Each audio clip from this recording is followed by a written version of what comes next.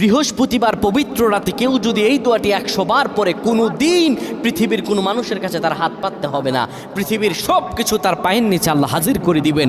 দারিদ্রতা থেকে মুক্তি দান করবেন, বিপদ আপদ থেকে মুক্তি দান করবেন, তার সম্মানকে সুউচ্চতা দান করবেন, অসুস্থতা থেকে দূরে রাখবেন। আল্লাহর অশেষ দয়া ও রহম তাকে দান করে দিবেন। সুবহানাল্লাহ। বৃহস্পতিবার রাত এটি গুরুত্বপূর্ণ রাত। এই রাত সপ্তাহে একদিন আসে। আরবিতে রাত আগে আসে, দিন পরে আসে। সুতরাং বৃহস্পতিবারের যে দিন গিয়ে রাত, এটি বৃহস্পতিবার রাত নয়, এটি শুক্রবারের রাত, এটি জুমাবারের রাত, এটি দোয়া কবুলের রাত, আল্লাহর কাছাকাছি হওয়ার রাত। সুবহানাল্লাহ।